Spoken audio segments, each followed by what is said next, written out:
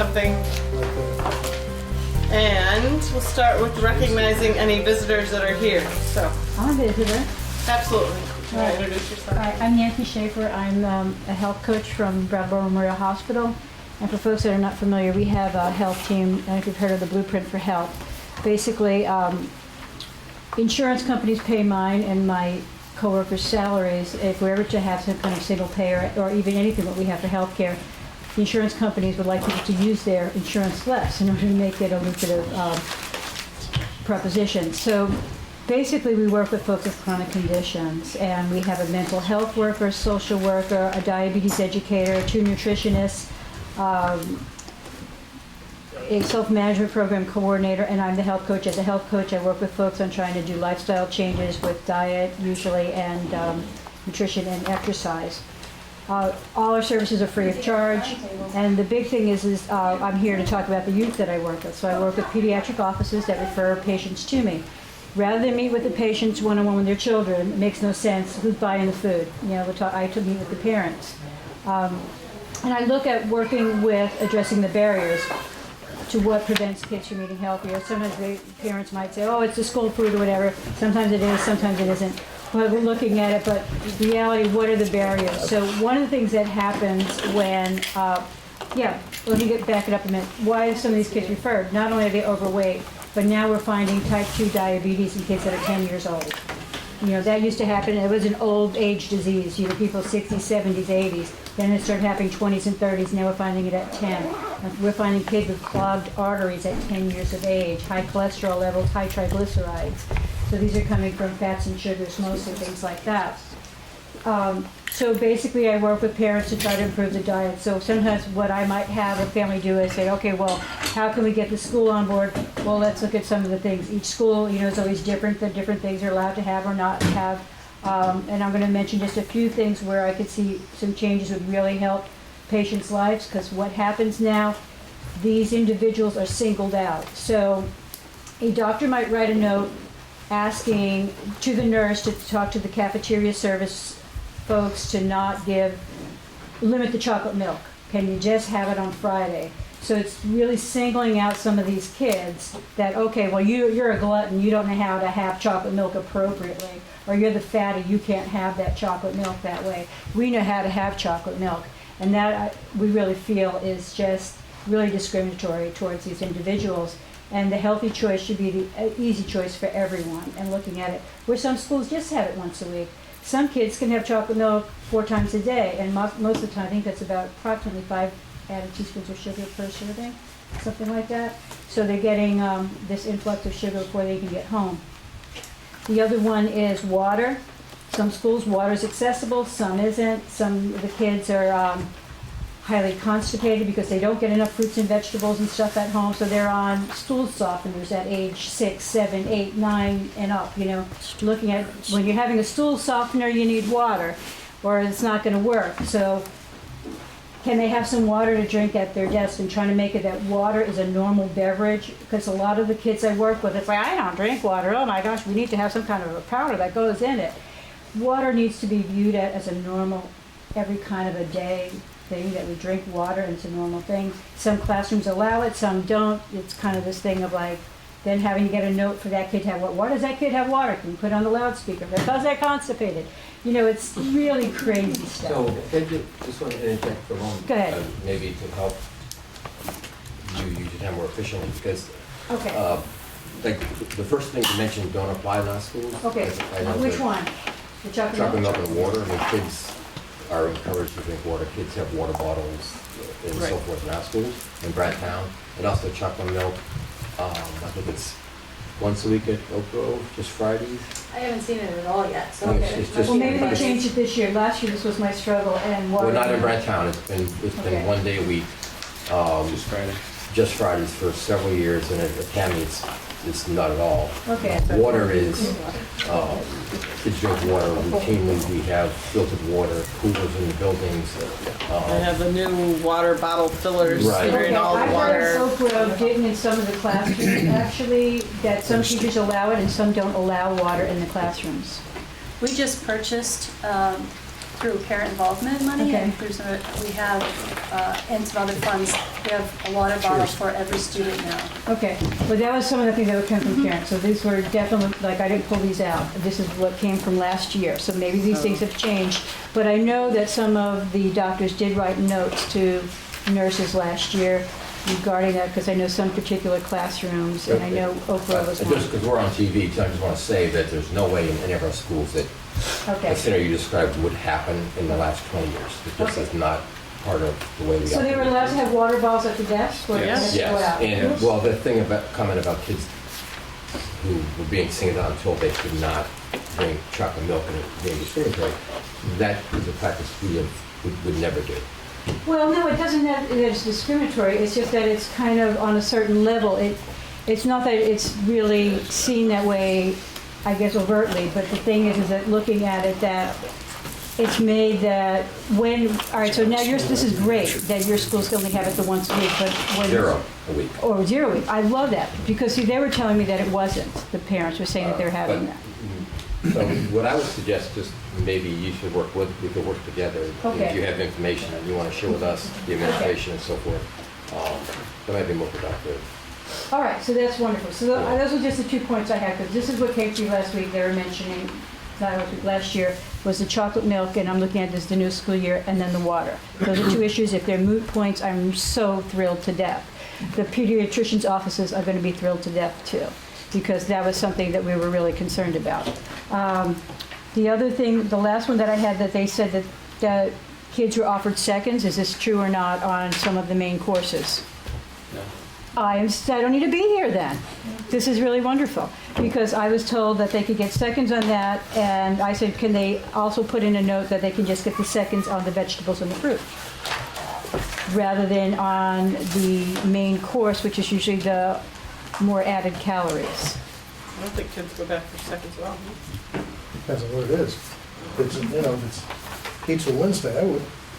Yeah. Yeah, but I think you have to pay if you go back again, right? I mean, so it's not like it's a second. Yeah, so the thing is, some of the kids, that the note once again goes from the pediatrician to the nurse to say that child is limited from seconds on the main course. But they can have as much as they want of the vegetable, except for potato, and corn, which is a grain. But looking at it, but they can have as much vegetables, or they can have seconds on fruit. So those are just my the 3 things that were brought to me by parents. And like I said, this was last year, and maybe there was something lost in, translation or whatever, but that there It's was... probably great to have this connection, because we've been listening as a board for 2 or 3 years of some really concentrated efforts by the principals of getting healthier meals and Yeah. working very closely with the food service and changing the nutrient values of what's being served and how to make that not only low cal and all that, but also palatable and exciting to children.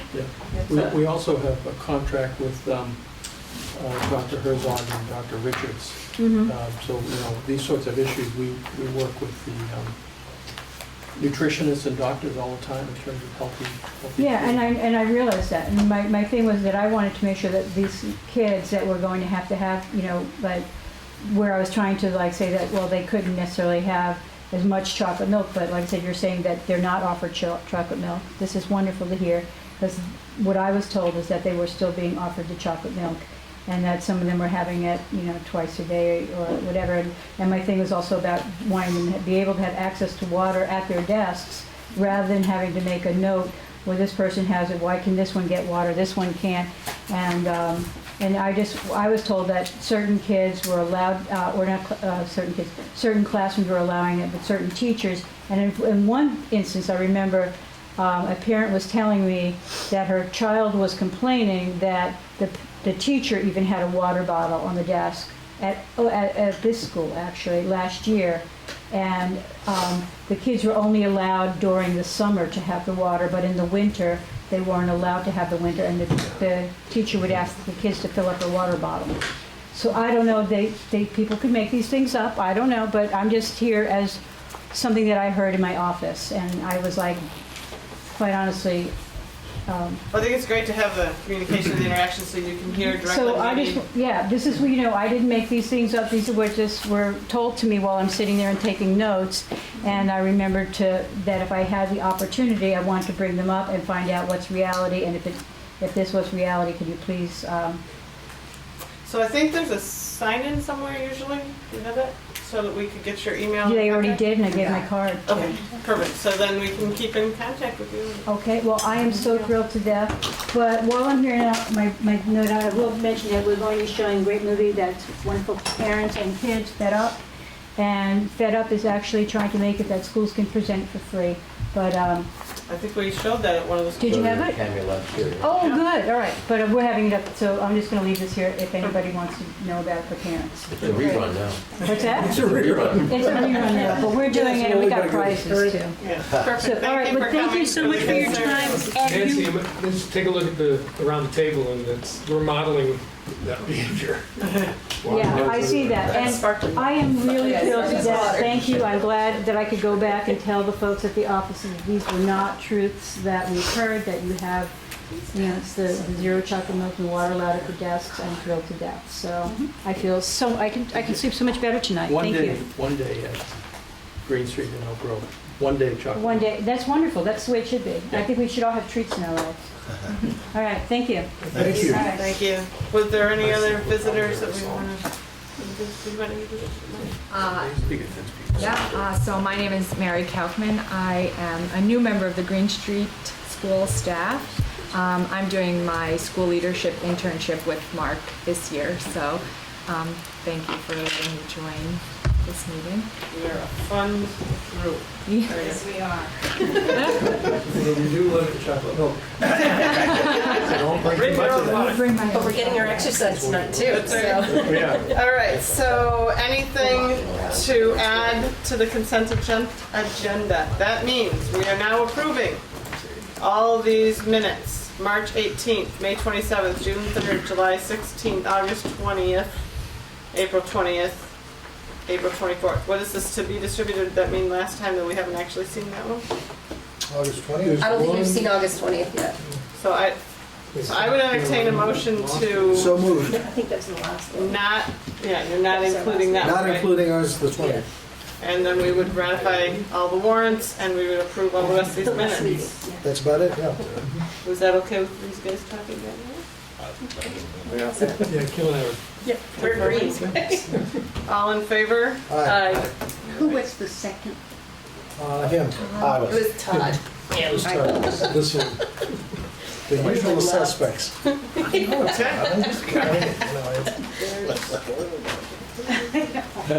It's the heat, it almost was 90 degrees out there today. Oh, fried. Cut the grass. It's wonderful. Speaking to the Jeri. microphone, Mark. Jerry's turn, administrative report. I do. I hope I have enough. Is this your first foray into the, yay, My first what? foray into it? Yeah, so this is the monthly report document that I located that was left over from Jenny Cusick. So we tried to update. We don't, in talking to Tricia Hill, who's my administrative assistant, normally the report is for the month previous, but we wanted to try to give you a beginning of the year kind of update. So see our enrollment's 119, has our racial classes divided up there. Our new entries, I wanted to add that a little bit. You can see that we have 2 new first graders, a third grader, and 2 new sixth graders coming in, and that's where they're coming from. We also included, this time we added the moved and transfers. So again, you can see we had a family, just before school started, I did have a family that had a first grader and a fifth grader that chose to not return to Oak Grove, and they're attending a private school. And I recall our last meeting, we wanted to have some information as to if people were leaving, where they might be going, so I included that. Our first day picnic, we still holding on to a half-day schedule. That schedule was, for the first day on Monday, was arranged for me by Jen and her leadership team from last year. So we dismissed at 11:30. It was really, it was amazing for me as a new principal to this community. It was great to see so many parents. We had 45 parents that signed in, possibly others who we weren't able to capture. Pizza lunch for everybody. We had workshops for parents. 2 of them were meet the principal, of course, and a couple of them were around homework, how you can help with homework support. Let's see, what else? Other types of interventions and enrichment opportunities at the school. So parents either could stay and kind of mingle with each other while their students were in with their classrooms with the teacher, or they could, go around to some different workshops. We had an all-school, a special all-school sing to start out the morning, so it really was it's a fun-filled day. And then in the afternoon, our teachers got back together into their vertical teams and did some more planning and made sure that their schedules were set. So I know that the other 2 elementary schools have gone to full days. Right now, what I'm hearing from the staff is and even the parents, that they still really enjoy this half day, even though it can be a little, it can be a struggle at times with parents, trying to arrange for transportation at 11:30, but they still like the community feel. So I think we're wanting to hold on to that, unless there are objections otherwise. So I think we're having a great beginning of the year. We're going to have our first kind of a fire drill practice. It's an announced fire drill on Friday. I really believe in having a fire drill early in the school year. I mean, like within the first 5 days, just to practice. Because if there is an emergency, that's why we practice. We can't wait. So that's also listed when our drills are. So we have one Friday, and then our first intruder alert lockdown drill will be later in the month, and then we'll have another fire drill for our September fire drill. Because even though this is September on Friday, I'm not counting that as our required Friday fire drill. I think it's important, especially with the younger kids, the more we practice, I think the better we get. And the intruder alerts will already be using the new Alice, was it, system, or no? No. Well, I think we've decided that as they introduce the lockdowns, they're going to start looking at the concepts of Alice. So nothing will slowly really change for the implement it. kids. Probably right not, away. not initially. Is that the statewide alarm system that's replacing Well, the that's old the V1? new reactive instead of just. Oh, right. Yeah, no, it's not Proactive. statewide, although there are a lot of districts in the state that are transitioning to it. Sorry. Oh, go ahead. I was just going to respond to the Alice. So at the staff meeting, at the first in-service, when we were going over emergency plans and safety in the school, I did bring up Alice as really just a concept to get teachers thinking that when we're in an intruder alert, when we're still practicing our current going into our classrooms, locking the doors, and being really quiet, just as an adult, be thinking about what right now would be my other options with my students. If I heard some commotion at my doorway, what are some other options for me? So that's what I have people thinking about right now. Our reports coming around, and we will have them identical in format. Is that too strong a word to use? Probably. Yeah. Smiling. Extremely similar. Consistent, perhaps. In the near future, we didn't have an opportunity to get together. Well, we did get together, but there were more important things on the agenda. I'm sorry, there just were a couple things that got in the School way. board was not as important as children. So, It's a lot lighter, the font's a lot lighter, first of all. we're seeing it. There's no goal. And it's a small staple. Yeah, this is whole punch and staple. Jerry, you want to see Oh, wow. But it's 2 pieces of paper. But I did I know. I did it all on one page. You did. Okay, Very rookie concise. mistake, I Very have a whole concise. bunch of So, Andy, what was our homeless student number at the end of the year last year? Are we up or down? I don't remember. Now, I studied this today, too. And the one thing I didn't go back and check was last year's ending homelessness. Oh, wait, is that for? I have to pass on that and say, let me get back to you. Somebody said it. You just did something to do with that. I know what it is right now. It's 14. And, so we ended the year at 371. Lo and behold, we're beginning the year at 371 because we had 16 students leave and 16 come in. Sometimes when that all works out just like that. And you can see the demographic breakdown, housing, our current enrollment in all 7 grades is listed.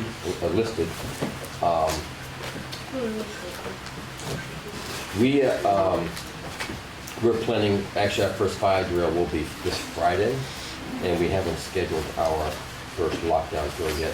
But we did, at our first faculty meeting last week, inform the faculty, that we introduced the ALICE concept, but we did not set the expectation that we're going to be different with students. But similar to what Jeri mentioned, we talked to teachers about having the choices and so on, so forth, just sitting in the corner. And there's, at some point this fall, I suspect that we'll get together and we'll draft a letter that we're going to the parents. It'll be the same letter all through schools that will outline to parents what this means. But we're by no means there yet with students. And Jill, just so you know, they had 9. Yes, Ron found that over here too. Yes. So we're actually up, sadly, in the town. We're up 5, it's, That's that's quite- 40%. That's a good job. So we're also happy to report that we're up our ESL population. We have several new students that have moved in. So we have 26 ESL students presently. We have other students that are no longer in the program because they've graduated. They're no longer receiving services. There are 26 that are getting services at Academy right now with Heidi Pancake. And the one that's speaking English but still listed in here from Tibet, that's just to give a good support for that person as they come in? Which one are you referring to? Well, the end of the ESL thing, it says the language says English from Tibet. So why would an English speaker be in an English language? Is that just to give support to the students as they come in? Well, that student, interesting, actually, I talked to Heidi about this. I can't answer that because I can't remember. I talked to Heidi about that child today. But I think that's a student who is speaking English okay, but cannot write. Speaking social English, cannot write in English yet. So I know that they have to do a screening on every student, and if the student doesn't hit certain points, On a every certain number, student from another country. right, and Yeah. then they are automatically in ESL and then they target those specifics that the student needs. A couple of things I can add on this report. A building update. As you know, the pellet system is up and operating. We are heating the hot water right now. Our hot water, all the domestic hot water is being heated with wood pellet. We spent a fair amount of money this summer on our electrical account with an electrician, upgrading a number of things. And we actually overspent what we had expected for a number of things. Last year, for example, we had a power outage for about 3 hours, you may recall, in West Brattleboro. And one thing we realized, we had a lot of rooms where the emergency lights did not work. So we've repaired or replaced all those lights. So rooms like bathrooms, for example, not all the bathrooms have emergency lights. Some of the other areas that didn't have windows had faulty lighting. So we've improved, upgraded all that. We also, remember the building was built in the 50s. It's sort of like if you think about your kitchen in the 1950s, or your parents' kitchen in the 1950s, I guess. Your kitchen. My kitchen, yeah, we had- My kitchen, but not others. So Avocado. you probably had 2 outlets, and just think the kitchen today has outlets for microwave and, multiple outlets. And that's sort of what's happened in schools as well. So we have been exceeded the capacity. So we had to do some work at circuit breakers and so forth so that we can have the electrical ability to run all devices and the different things that we now run in the school. So we're in good shape, and never fails. What we had a couple days before school opened, our big walk-in refrigerator, the motor went. Fortunately, it was before the large order had come in to start the school year, so we didn't lose much food. We did lose some, but we had to put a new motor in there. So all totaled, That one's not the new one, right? We replaced the freezer lately? we No? replaced the walk-in coolers are about 7 years old. Those are brand new. But 2 years ago, we replaced the compressor on the freezer, and in the summer, just replaced the motor and the fan on the refrigerator. Then we have an upright refrigerator, big industrial refrigerator in addition, and that was replaced about 3 years ago. And that was the one I think you're referring to now. And that was the original equipment that actually was there when the school opened. And we replaced that about 3 years ago. So that's all the news I have today. Deb? So, since we last met, we continued on with another week of pre-service training. And some of the workshops that we offered were the impact of trauma on brain development and the consequential behavioral challenges that come along with that, which was very well received especially by our teaching staff. We did a day-long training with a consultant who we've been working with now for a couple of years. And the focus of that training was to bring the agency together in one strong team. We began to talk about the development of a new mission statement and bringing staff on board with communication by understanding that we all have different communication styles based on our personalities and how we work with one another. And we had I think about 7 new employees who were there, so it's kind of a continuum of ongoing work focusing on those topics. We also, in collaboration with the district, had a half-day training on MTSS. Marissa, Duncan Holly, and Janice Stockman did that training, primarily Marissa, and we had our teachers, our EES teachers, along with some of the primary teachers from the district who were there, and that was very well received. The next day, we received word that EES was selected as one of the demonstration pilot sites for MTSS in the state to be looking at the preschool version of that. And so what that means, and it happens to be at Canal Street, so what that means is that we will be having intensive support and training by the MTSS experts, Janice Stockman and Brandy, I'm forgetting Brandy's last name, will be working exclusively or intensely with one classroom, but really having an overall impact in all of the classrooms at Canal Street. So we're really excited about that. I received notification earlier this week, I think Monday, that we are about to embark on the first stage of the new 5-year grant process. So we're getting a review the week of October 12th, and the focus is on health and safety. And so what I've heard from my colleagues is that depending on the size of your program, the review team will be here up to 5 days. I think probably for us it will be somewhere between 2 and 3 because we are considered a smaller program. And they do a pretty intensive job in scrutinizing everything that in regards to health and safety, including the facilities. So I feel that we are prepared for that, and we have been dealing with that in, over the past year, kind of gearing up for this first visit. And we'll see what happens. I know that the program south of us operates in old school buildings like we have at Canal Street, and they did have a finding that the rain gutter had a sharp edge or something. So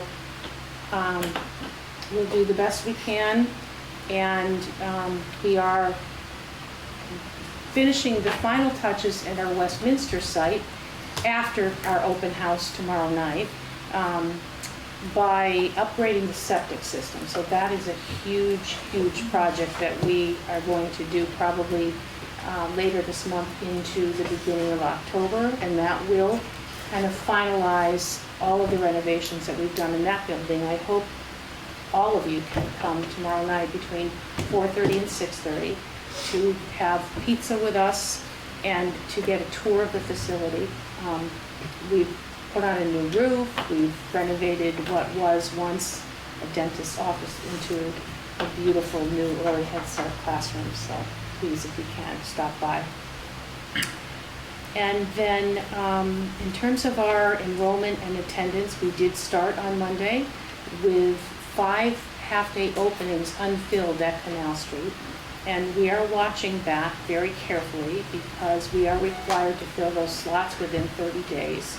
We are concerned that we may not have families who will want those half-day slots. And so if you remember, we've always offered half-day and full-day slots, and this year we introduced a third option, which was a school-day slot. So children can attend from 8:30 to 2:30 this school year, or from 8:30 to 12:30, or from 8:30 to 4:30 or 5:30.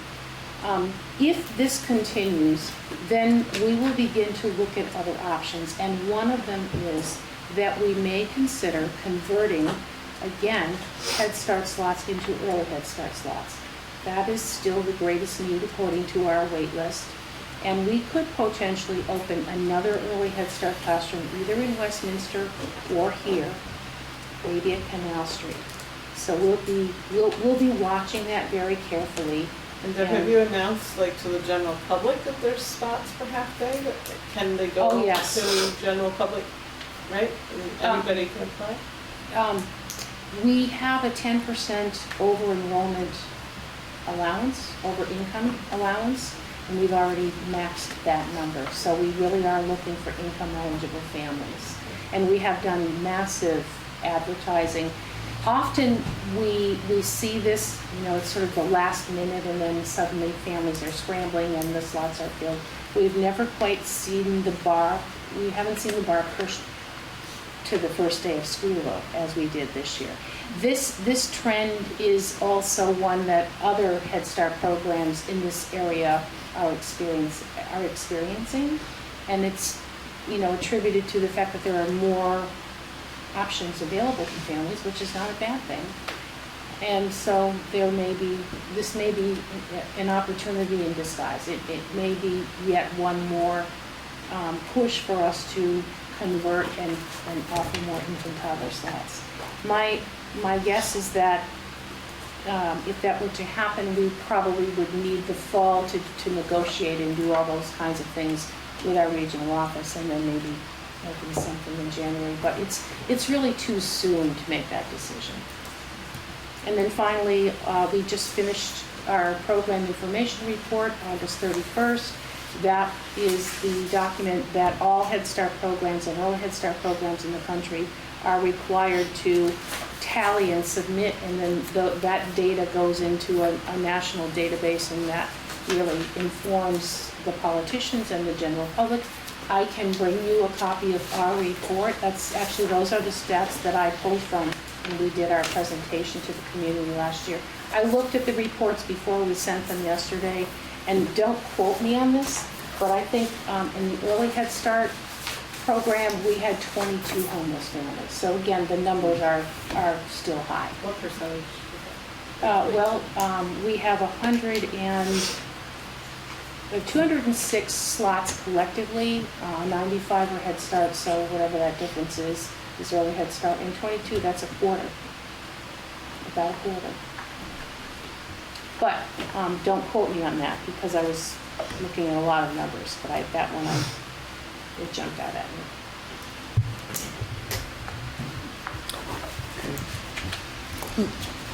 A couple of documents coming around.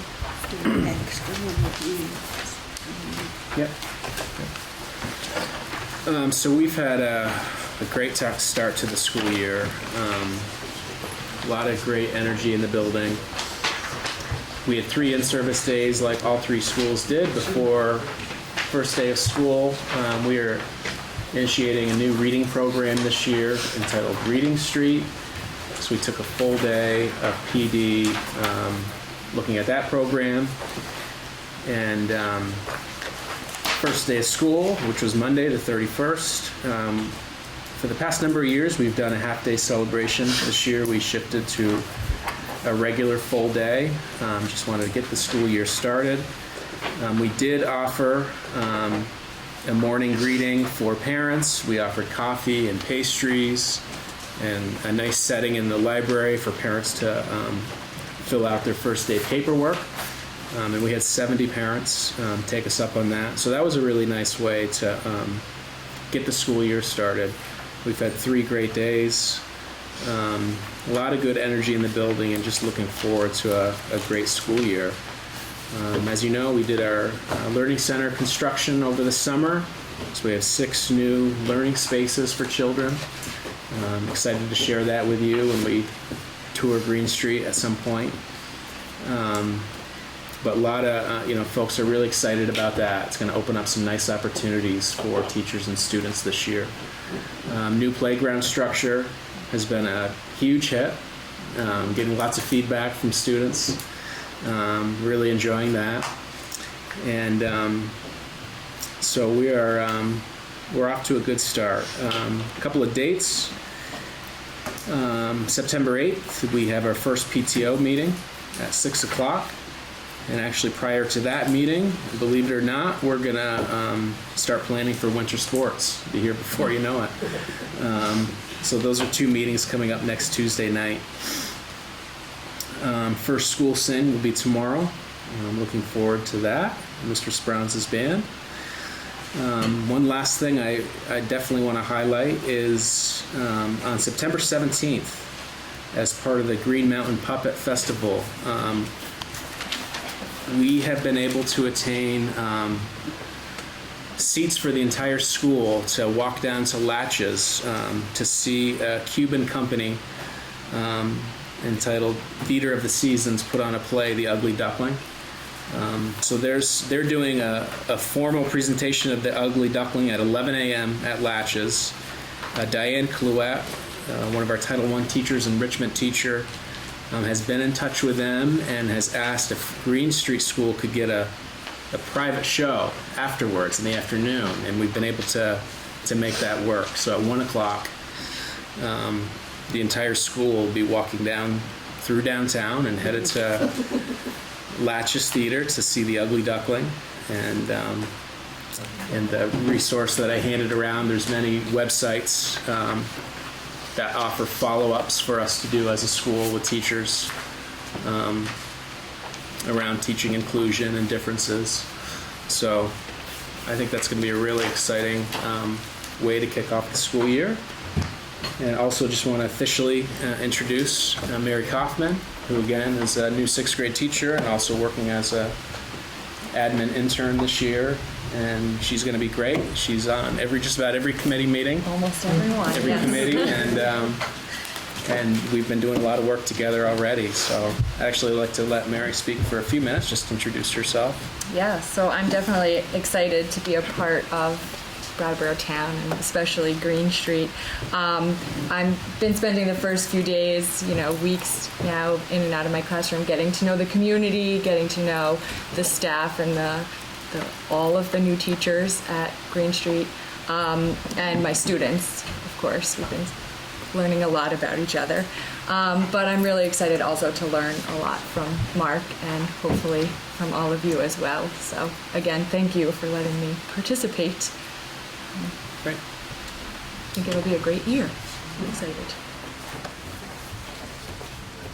I have a little information that I think you already received on the Act 46. I don't know if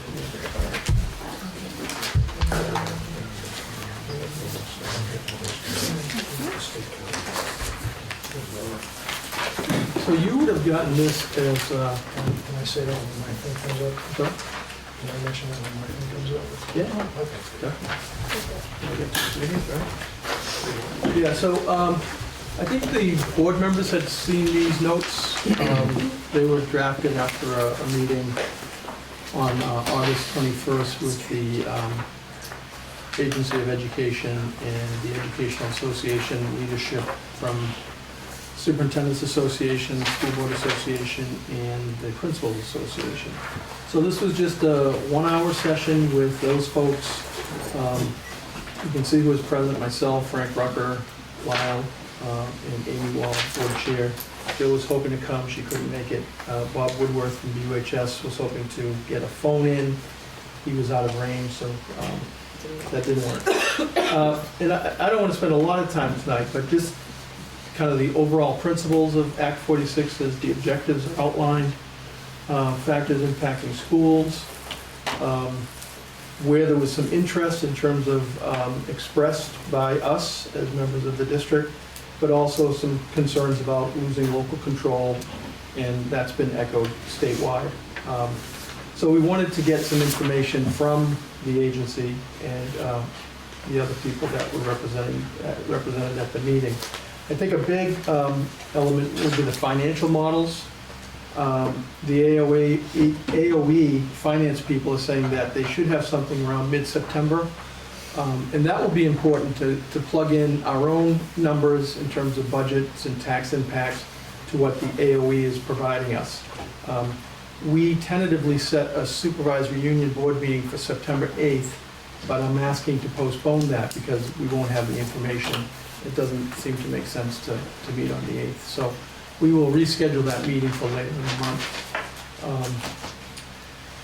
We talked about the school governance models. I had talked about the idea of the school councils. The AOE, I think it might be the VSBA, the School Board Association, is coming up with a model called school-based councils. And again, that was the concept of if we do have a pre-K to 12 board, that we want every district to also have a school council, which would be made up of representatives from the board, principals, parents, community members, and that would really be the group closest to the school that would be advocating for the schools. And then those board reps would bring it back to in this case, it would be the supervisory district board. I talked about a concept of a weighted vote. I'd like to see some of the small districts have more than one representative. I'm not sure if that's going to be possible because there's a statute related to that, so we'll just have to look at that.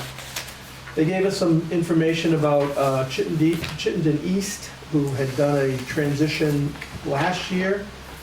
There was a video, 11-minute video, that I think it's now on the AOE website that I would encourage board members to look at, and we'll probably be sharing information from that.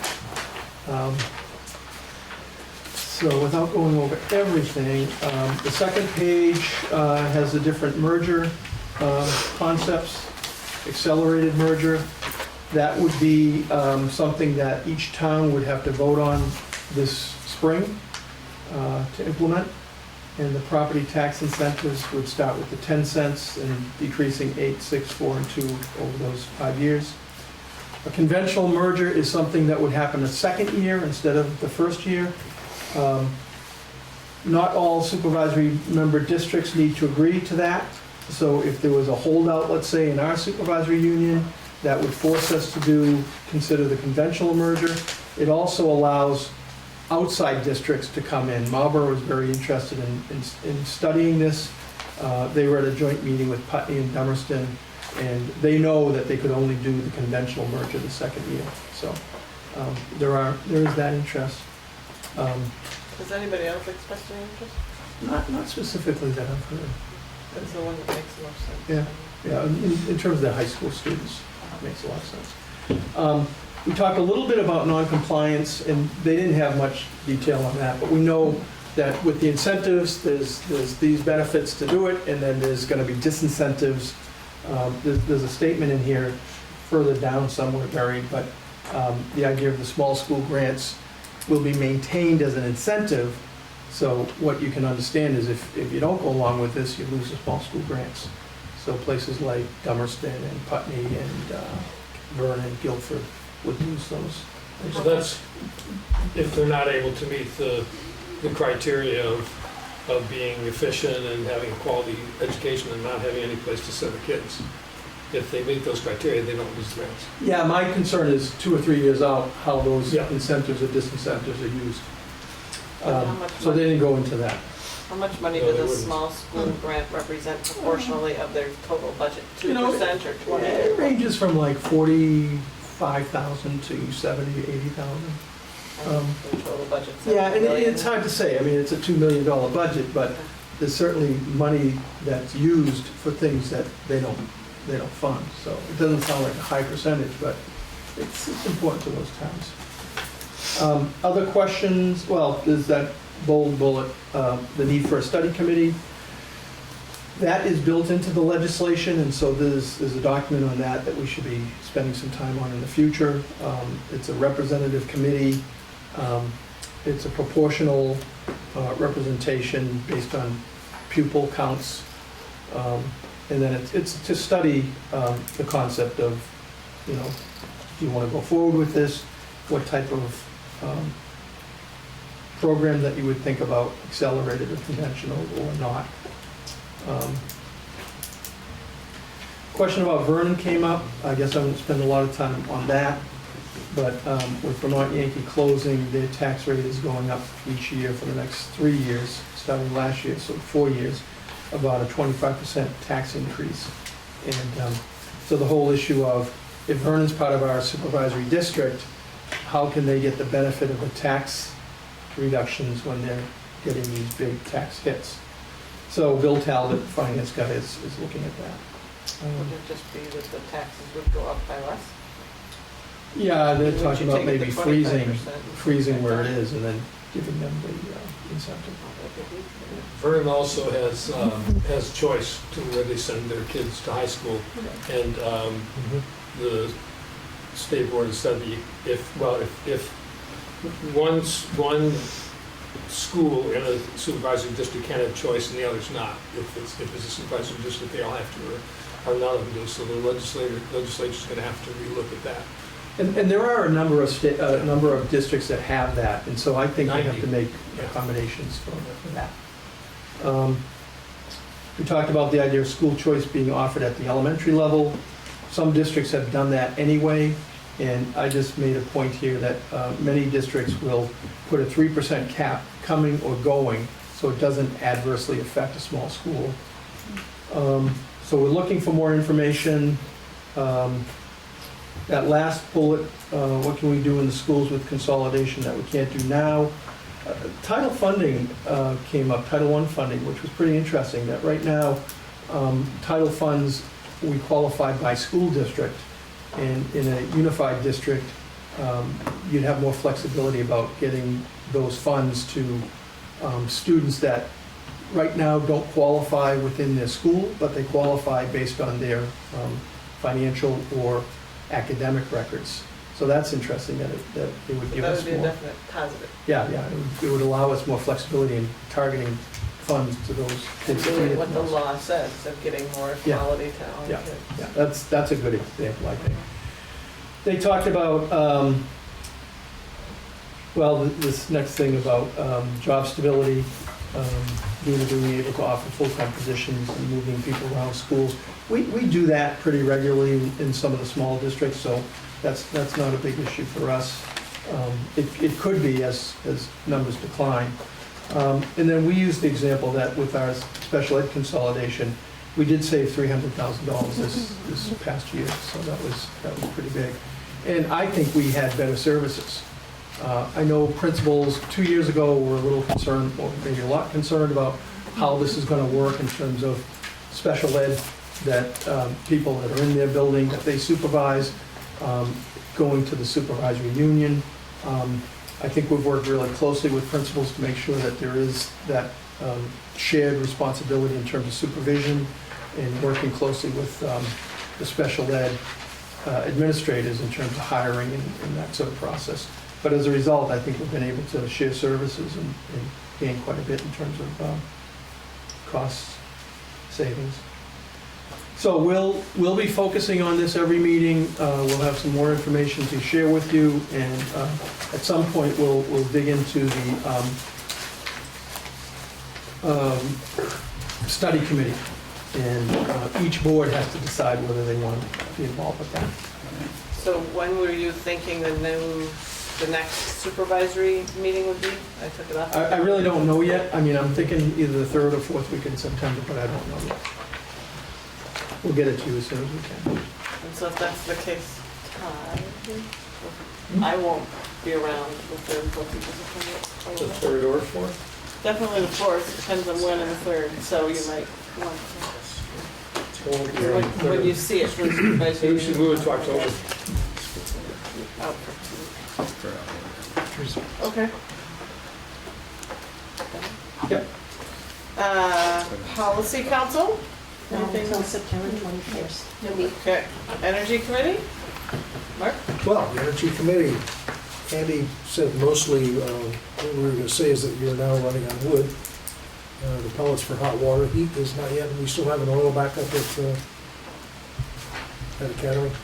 Well, we have 2 wood pellet boilers Yes. and an oil boiler. Oil The hot water is produced from the pellet boiler. pellets, Fritos, okay, that's good. So we'll never use the oil, because the pellet boiler will always be warmed up. Well, it's designed to be about 80-20, 80% pellet, 20% oil, Mhm. but with the ability to change that if necessary due to whatever, temperature, Maintenance, cost of fluctuation of pellets, costs, or oil. well, one thing I haven't heard, is there any local manufacturer of pellets? I know that we're not necessarily Not getting any- manufacturing yet, although that's Okay. something to be looked at. Yeah, well, there is an outfit in Vermont. Yeah, well, it's in Vermont, but it's not. Okay. And that was about it for the Energy Committee. Unless you want to slop over into the photovoltaic net metering project, Yeah. which according to Frank Rucker, is comparative energy services coming along well. That was his comment on the photovoltaic. But we already have ours, so what would we do with that? I forgot. With what? This is the, oh, that's the report on us, not a That's on report on the us. whole. Not on the whole thing, no. Update photovoltaic, this was out last week. Going along well. It's going along well. Where's the other one for the I supervising? think that's what he's talking This is it. That's it. It's Yeah, all one it's and the not same. impacting you, because you have a different vendor, let's say. So we had the same thing there. I could be mistaken. All right. Well, but we already have ours up and running.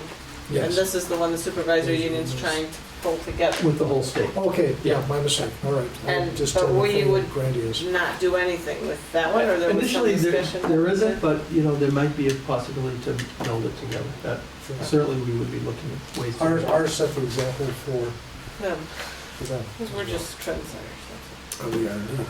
We are indeed. And since I'm that's it. Finance. finance, we spoke about many of the things that Ron covered with the Act 46 discussion and review. But I do want to read something that came out, and it's a congratulatory letter to Ron from the Consolidated Federal Programs team. Dear Superintendent Stahley, the Consolidated Federal Program Work Group of the Vermont Agency of Education conducted an on-site monitoring visit of the Wyndham Southeast Supervisory Union on January the 14th through the 16th of this year. The report is just coming out. There are 3 findings as part of the subsequent report that require action. I am pleased to report that all required actions have been completed and the agency accepts your responses. So it's a good, clean report. Therefore, the monitoring visit itself is considered finalized and all corresponding issues have been brought forth from that visit that needed to be addressed. I want to accommodate Paul Smith, Lyle Holiday, for the diligent work in both organizing the visit, submitting all the required documentation to resolve the outstanding issues. They have been a pleasure to work with, and we look forward to our continued interaction. Sincerely, Mary Catherine Moran, the program manager. That's kudos and accolades. Yeah, I was really pleased with and proud of the work that Paul and Lyle do. Those federal audits are pretty extensive. I can't recall all the findings, but some of them were just kind of things that we needed to Crossing T's and dotting I's just from get what I information understand. to them. But, you know, I really credit the management of those grants to Paul and Lyle and making sure that kids, students get really the benefits of that pretty substantial amount of money. Frank Rucker and his staff is helpful as well, but it's really Lyle and Paul that are the key people with that. Yeah. While I still have the floor, concerning the committees that Ron was speaking of to investigate Act 46. Steering, study. Study committees.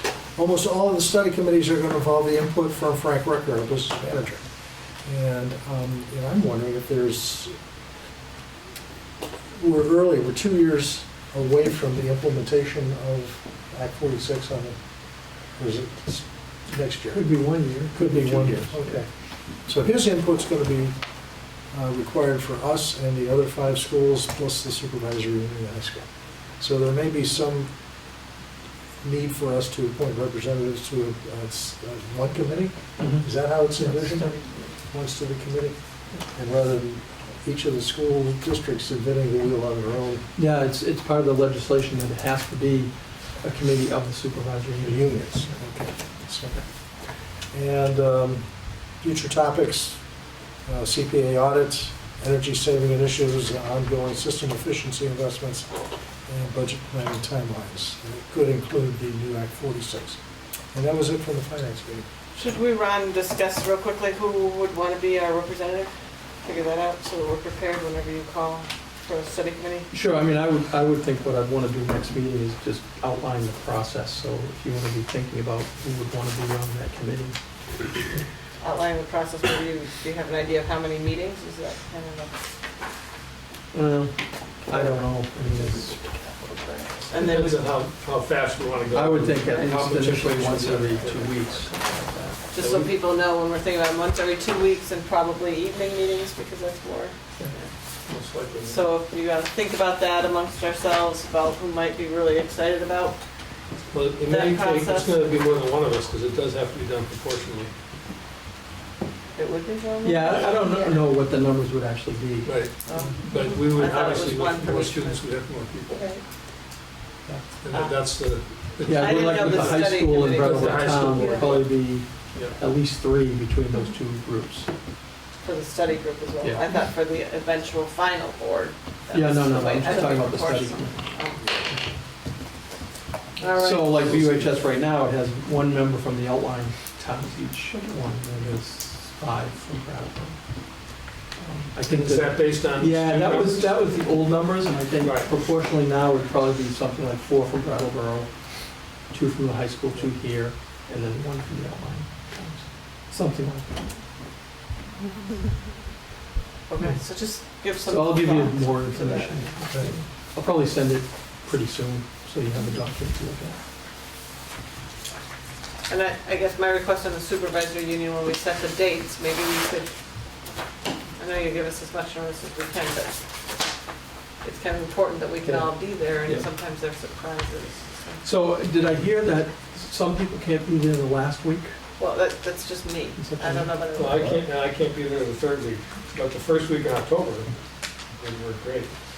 I'm out for a while. Are we talking about the supervisory union? Just, anybody else want to throw anything out if they know that they're gone? I'm gone from the 26th of September to October 12th, 11th. What nights are that? We don't I know. missed it.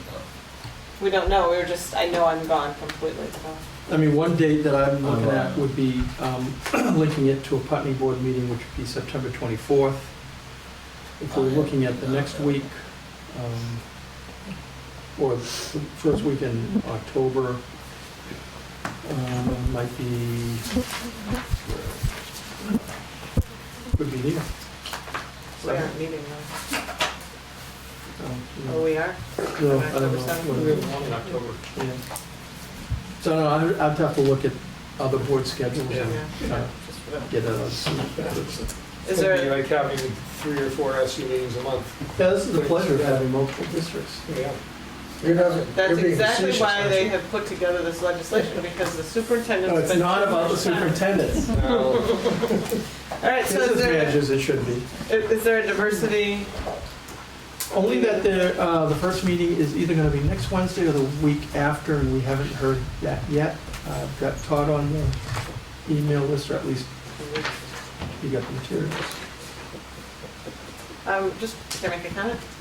That I asked, remember last time at our last meeting, and you were kind enough to fill me in on what it was that I was being asked to go for the informal discussion that was from the Vermont Fairness. Oh, yes. And so I attended that the other night, Wednesday, and just want to let you all know that I spoke up. There was some concern voiced by some of the people who were there of some things that they had heard about that were going on in the schools or whatever, and it just didn't match at all with what I had seen. So I was speaking on behalf of all of you of what I see going on, and very positive things that people didn't necessarily know about. Particularly, some of it's come up in our community conversations, so that idea that we're teaching to a test or worrying a lot about kneecaps, and I don't see that. And and also the question of parent involvement and whether parents are involved in the schools, and I said we definitely make huge attempts to get parents in the school, and I was telling about the conferences. Yeah, the parent surveys that we And got the back. survey, were yeah. That's a good question. So, any other committee reports? And moving on to unfinished business, I don't have anything listed. So, no one else?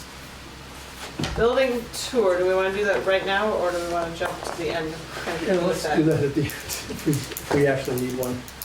I don't know. Review retreat meeting summary, you sent Yeah, that to us all, right? um, Or was that something? The work plan. I sent this, and I think I updated it based on, and I think I just sent it to the principal. I don't know if I have enough for it. I just wrote What I tried to do, as we usually do with the goal setting and work plan discussion, wait till it gets around.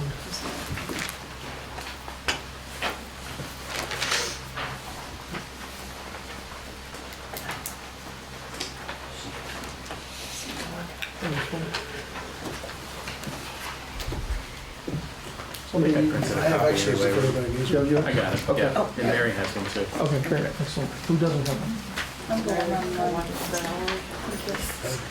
So, if you look on the back side of it first, try to capture the themes that were discussed in the previous meeting in August.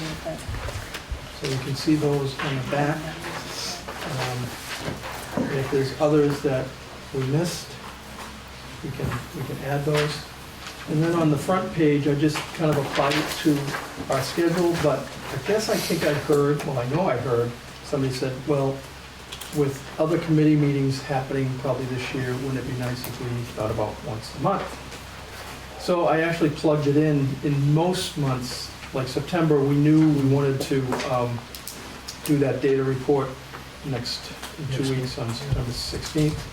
But as you can see, the next month's October 21st, November 18th, December 16th, until we get to January, where I think with the budget development, I know we'll have other budget meetings as well, probably, I think we tried to do it in the morning at some point.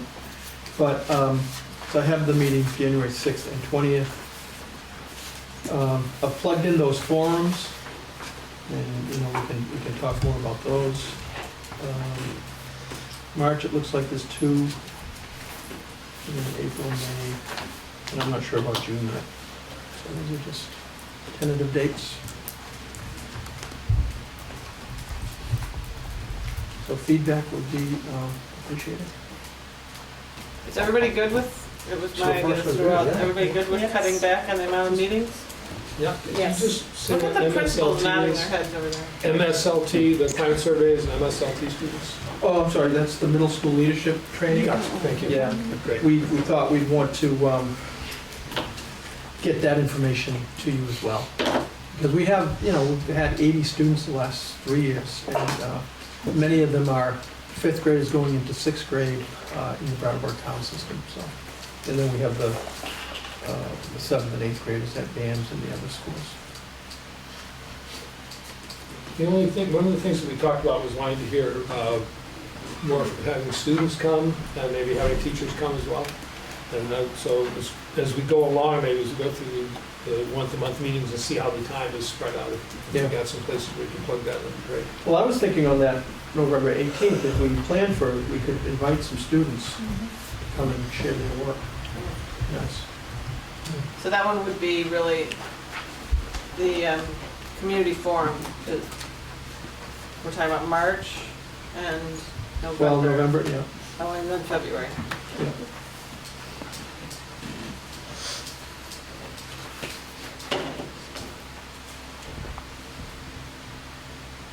Anybody have any other feedback for Ron? Or we're all just happy and good? Looks good. Multiple head shakings of yes. Yes, good.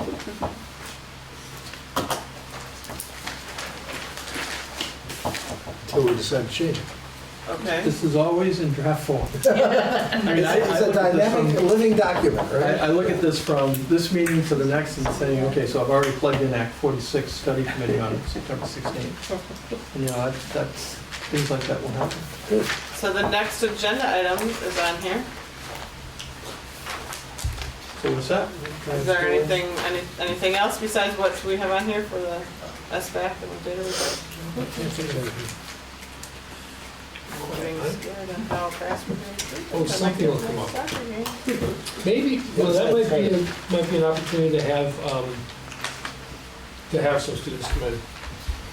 The principals could think about what's going on that, what were some of the things we wanted to do? Which one May is that? 16th. In 2 weeks? I think that's a little early. Seems like short notice. Yeah, it is definitely short notice. That's in the form of idea. Maybe you could talk about the teachers or students going to talk about the Engage New York, the new math program, or the Reading Street program. Just for information, because I read about them in the 1% things, but I don't know anything about it. And there are a bunch of, like, if one school is developing materials, are they sharing with the other 3 schools? Same thing with the iPads. Another one of the things that was in there are the things they're developing, the templates and things being shared everywhere. Not to put Mary on the spot, but you've used Engage New York. I have, I yes. didn't mean for now. I meant Yeah, for, but we I'm could just maybe do thinking that that formally might be with something students that and we teachers. could ask Mary to do, and I can do Reading Street, or Brian could come and do Reading Street. What or were you Or thinking could of a teacher kids? or a Yeah, student we've got do it? some Oak Grove teachers that have used it for a couple of years now, so. Yeah. So you wouldn't have to do it, so just have it. Yeah, yeah. That'd be great. I mean, one of the things we talked about was what we could hear, like, what types of stuff could we hear from principals? I guess I was kind of thinking that maybe you guys would generate those ideas and say, hey, we've got this program going on, and maybe make movement to put it on more of the agendas so that the timing works. I think it's really hard to push a 2-week agenda with families and kids for after school, but as you want to highlight certain things, maybe we could plug them in anywhere on an agenda on any. Yeah, that was my idea. Yeah, thanks for that. Thanks, Todd, 'cause that makes, I mean, obviously, structure, procedurally, it makes sense, but it also is kind of where we started with the retreat, because we were asking for, what do you Right. want us to know about? Right. So think about what you want us to know about, and then bring people with you, even during administrative reports. Yeah, so as an example, September 16th, we'll have a pretty full report, and you'll get some really good information with the Smarter Balance results. Okay. And then we've got the study committee work that we have to start talking about. So October 21st would probably be a good meeting where we have the capital plan development. That'll be the first stages of that. And I would say that would be a good time for teachers to come and talk about the programs. That'd be great. Yeah. It'd be great if we could just get in the habit of Yeah. having that every time. That's something directly related to what students are doing. So folks, this is scaring me again that we are ahead of our schedule. So any next agenda items anybody else wants to put on?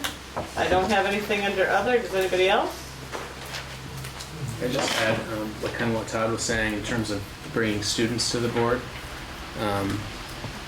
We put a lot of emphasis on student leadership throughout the course of last year and will this year as well. Certainly, it takes time for those things to develop. So more middle to end of winter, I think, would be, in terms of a time frame, would be a good time for me to bring folks. Any chance that, like, November 18th, we could, because what I was thinking is, your student leadership group is following up on the summer Yep. leadership work that they did, and it might be a nice thing to just check in on what they're working on. Yeah. Not that it's complete, but these are the Right. topics, we already have their action plans for the summer. I'm working with the high school class again, Dimensions of Social Change, that work with the high school kids, working with the younger students on workshops, using their action plans to kind of emphasize those social competency themes. So we'll have gone through probably 6 workshops at that point with various schools. And I guess it'd be nice if we had a small group from each school just come and talk a little bit about their plans. Yeah, I would think it would be a good intro for school-based stuff, and then even later, beginning of spring, do a follow-up of Right. here's what we've accomplished throughout the year. These are the things we've done. Excellent. I don't know if that idea got lost, but I talked about maybe a shorter or smaller community of us going into the schools and being on kids' turf. Just because sometimes it's intimidating for kids to come talk to a whole panel of adults, but like I'm personally interested in the restorative justice or the leadership things, and it'd be really neat to observe one of those meetings or watch it in action or talk to kids about do they think it's effective or how, that kind of thing, and really get some real information instead of this is just the way I talk. Instead of like a cute, like perfect presentation, Right. I'd love to come to them too. I don't know if it's appropriate or but thinking down the line, I think it'd be really, for me, I think that'd be a great way to see what's happening in schools. Yeah, they're public schools. Yeah. I mean, as long as you provide, some, let them know you're coming, but we need to know when things are happening. Okay, yeah. Anybody can Right, put it on the schedule or something. If I just come by myself, I'll bring drums. There you go. Perfect. We'll schedule you. Yeah. When are you free? Yeah, you can come anytime. You should come once a week. Thursday mornings. And we have coffee with the kid. Well, I can have chocolate milk. But yeah, coffee. Mark likes coming for breakfast. Pardon? So you like coming for breakfast? Well, there's a certain burrito that not only has it stuck in my mind, it's stuck in It won't go away. It won't go away. On that note. Pardon? Yeah, what else? Okay, so do we want to adjourn and then do the tour, or is that okay? So I would take a motion for adjournment. So moved. Second. All in favor? Aye. Want it noted again? And that one. Very, very. So come on out, welcome to Oak Grove. And I'm going to try to, we were using the music room, so we'll walk down this way. There's been over time, I mean, this is a new facility for myself, so Greg Frost and Jeff Christmas talked me through, I don't know exactly what's been updated this year, but I'm going to show you some of our highlights of our building. So a lot of to help with electric bills, we have painted, or not made, but they painted the inside of the skylights. That allows for a lot more light, rather than having the lights on during the day. So sometimes we can keep the lights off and we still get plenty of lights. Let's see, here's the art room. Let's see if we can. So we are updating a lot of technology now. This room doesn't have a smart board yet, but it does have, our LCD projectors are up top, but I will show you some of the new smart boards that are in really all the classrooms. Okay. In all classrooms then? Just about, other than this room, some of the specials don't have the smart boards, and then academic support downstairs, we have money in the budget to put a smart board in. I think the last time we took a tour, there was only one. Yes. Yeah, I think in the 4th grade classroom. Oh, is that right? Well, let's zip over this way, I think. We're not showing you all the rooms. Not really fair to do a tour that we've only been here for a couple. But I'm very impressed with, there's been some new carpet over the years, new tile. I mean, the school is very, very clean. We'll go into this 3rd grade classroom and you can see some of the tile work that's been done. So this is a typical classroom, fairly new carpet. And then you have some of the tile has been replaced over the last couple of years. We've also been updating the lighting fixtures to make them, energy efficient as opposed to some of the older ones, and then the new ceiling tiles as well. So this is an example of the smart board technology that we're using, more of the Eno boards. So your controls are over here, and some of the smart boards, they stick out a little bit, and the projector and everything is so close as opposed to sticking so far out.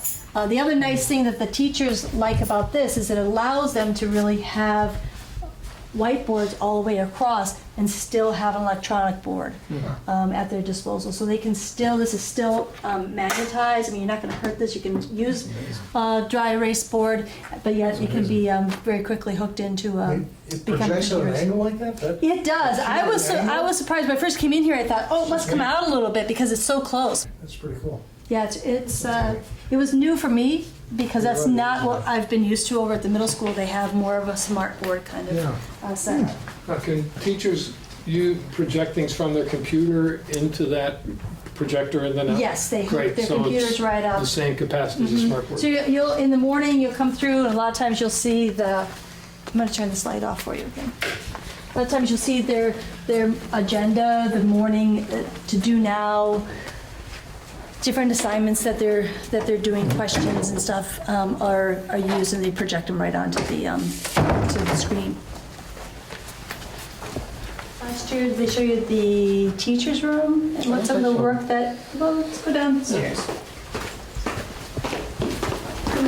Again, at some point, I don't know when this was done, but the stairs have been covered. Some of the older cement stairs have been covered. This is still kind of a tight space. You see we still have a lot of storage down here. This is what I call the subway station over through here, the little subway door. We won't go in there. The boiler room. The boiler room. I gotta fix that too. So this is the staff room, and Greg Frost is our head custodian, and Greg was able to find all these cabinets on Craigslist or something to add in here to make it feel a little kind of homey. He put the floor in. The refrigerator that's behind you actually is a refrigerator that was used in our kitchen.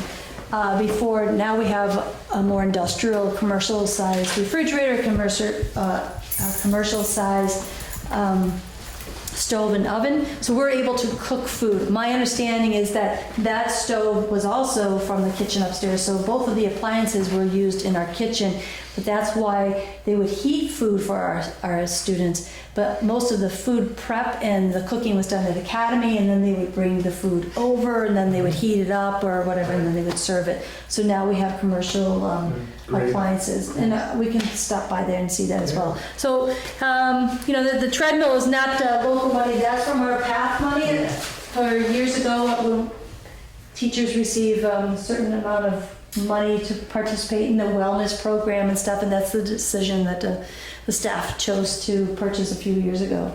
I came in here, I said, a treadmill? I mean, People use it. I don't know if they do. I mean, I doubt it, but maybe they come in on the weekends or, Practice walking and chewing gum. well, we don't really chew gum, but. Well, that's right, it's in school. Not with all the carpet, I really don't want them chewing gum.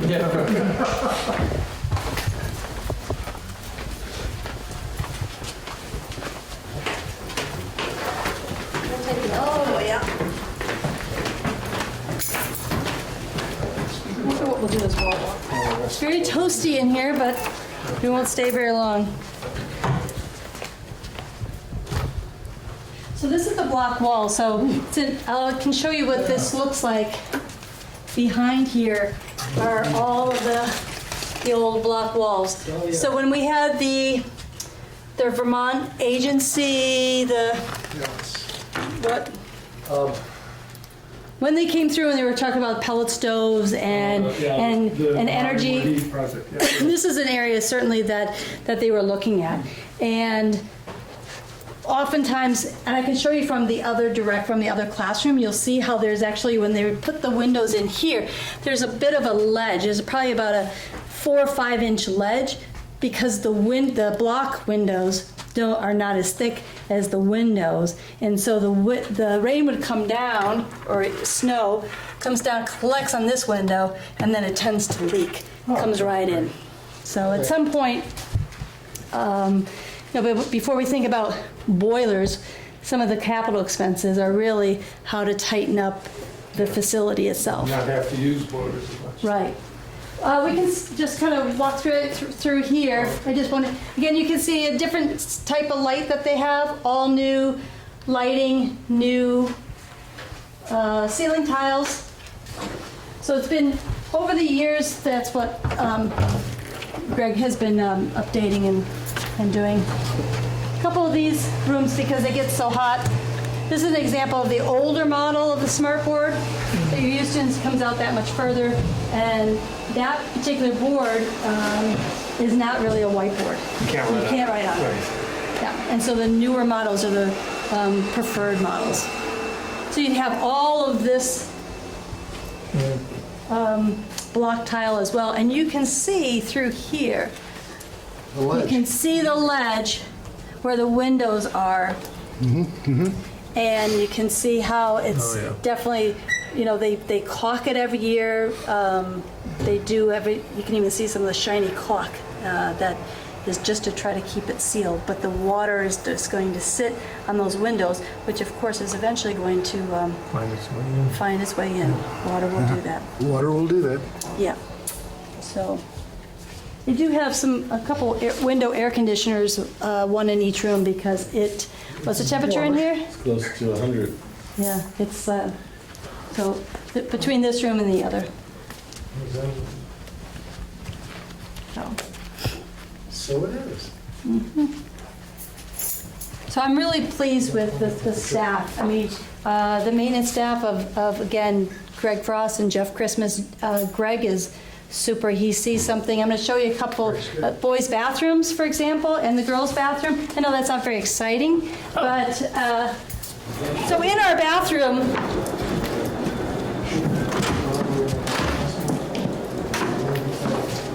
Greg saved some money on some other projects, and he was able to take that money and he put in all these stalls himself. So he took the old ones down. They were the old blue ones, kind of, damaged and whatnot.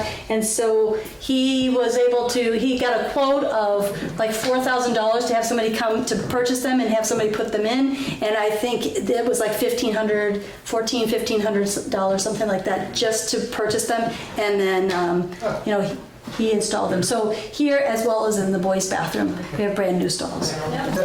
This is one of the new ones. does. It can fill right up with the, I hope it works, because you're on camera. Oh, look at And it that. counts the number of plastic bottles that are saved. Oops. So this whole stairwell area is just, Place like Speno, wonderful. Yeah.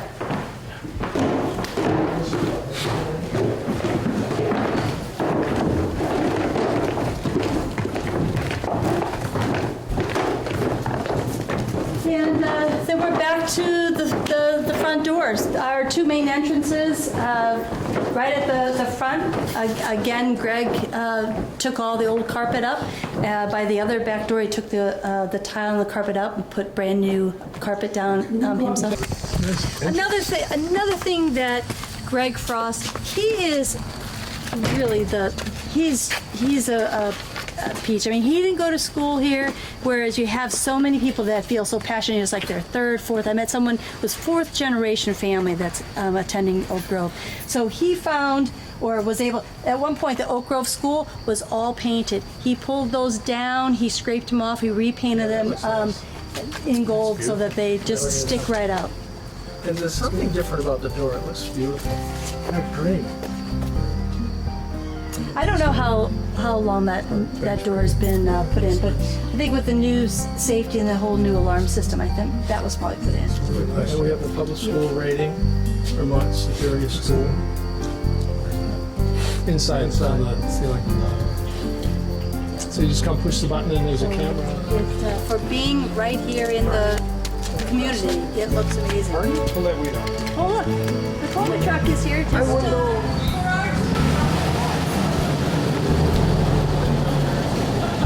Just,